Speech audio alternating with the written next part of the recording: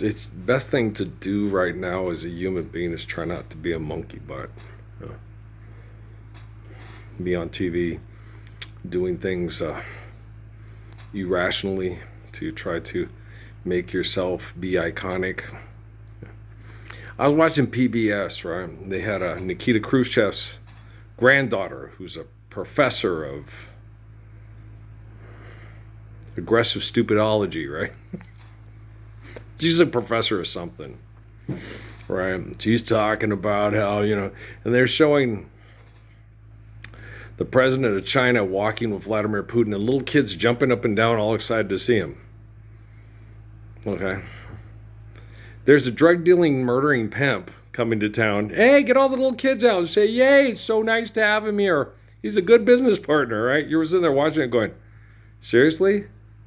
Sun Yat-sen would be so proud. Confucius just could hardly contain himself, I would imagine, seeing that, and it's broadcasting worldwide, right? Being critiqued by Nikita Khrushchev's granddaughter. You guys know who Nikita Khrushchev is? The Bay of Pigs. Yeah. John Fitzgerald Kennedy and the great, that was Nikita Khrushchev. That was who he was dealing with. Okay, the guy who was working with Castro, threatened to blow everybody up. They can't have the world be taken over by communism, right? Yeah, Nikita Khrushchev. Yeah. This is his granddaughter.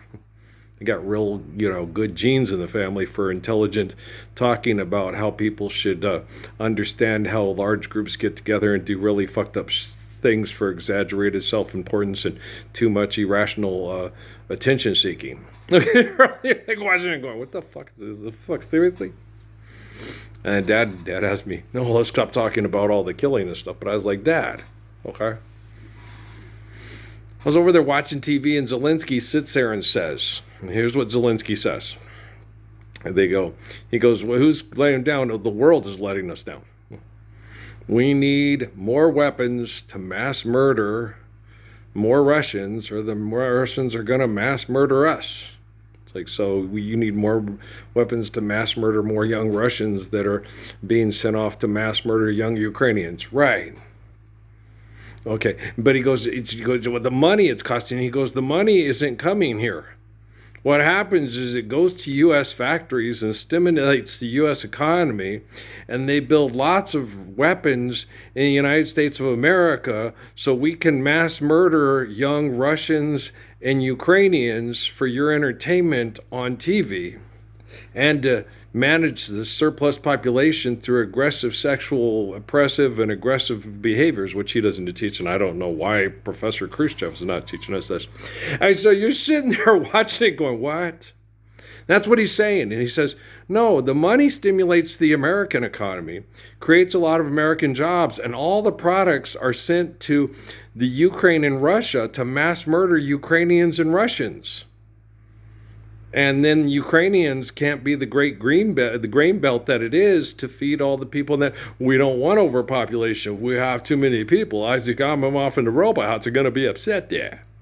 We don't want to discourage people from having babies. We don't want to be happy because they're pregnant and having babies. We want them to be sad because there's too many people getting pregnant and having babies. Just like, yes, you should, not have 18 babies.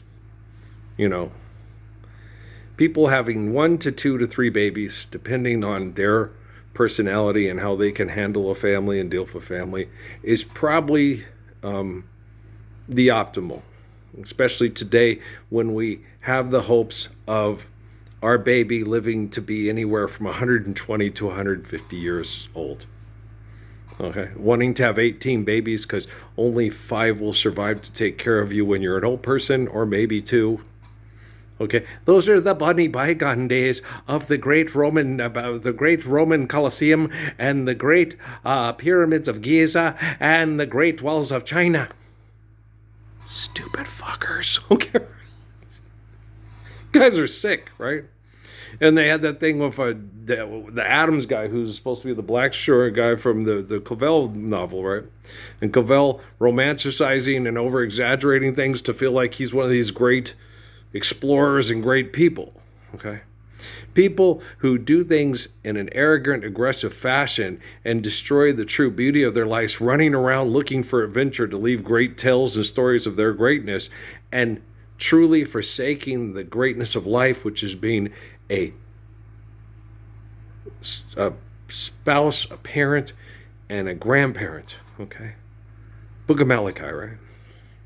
And they had that Bucker guy, the kicker for the Chiefs, dumb as a box of rocks, doesn't know how to use the word God properly in a sentence any better than Barack Obama or Donald Trump or Joe Biden, right? Or Pope Francis for that matter, yeah. Okay.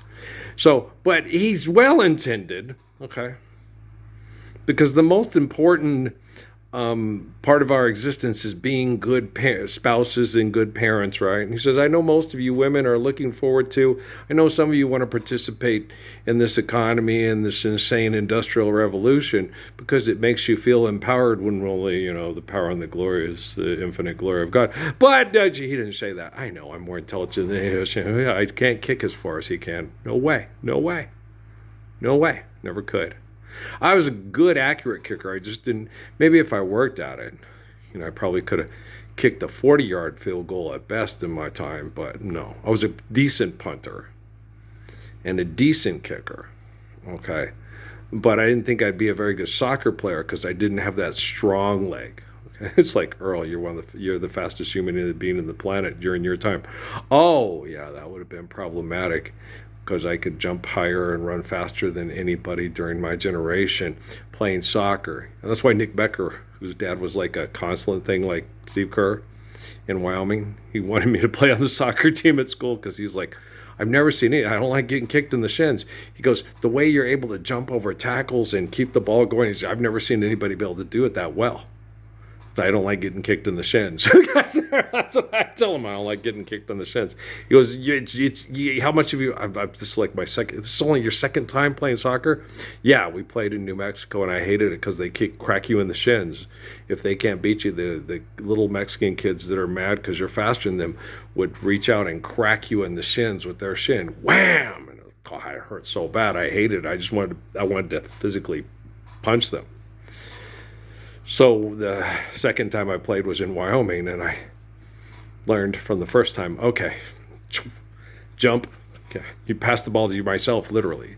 They would come in to try to tackle me. I'd kick it ahead, jump over their tackle, and keep going. And Nick was like, wow, he thought I had played a lot. I was like, no, I played once or twice in New Mexico, but the little Mexican kids would get mad and crack you in the shins all the time. So I quit playing. I was like, I'd rather play basketball. Okay. So they can't crack you in the shins and get away with it, right? So it's pretty sucky. Well, I'm going to go watch the basketball game and see if any of the egomaniacs are showing any signs of wanting to live the Lord's Prayer because they truly love their spouses and their children.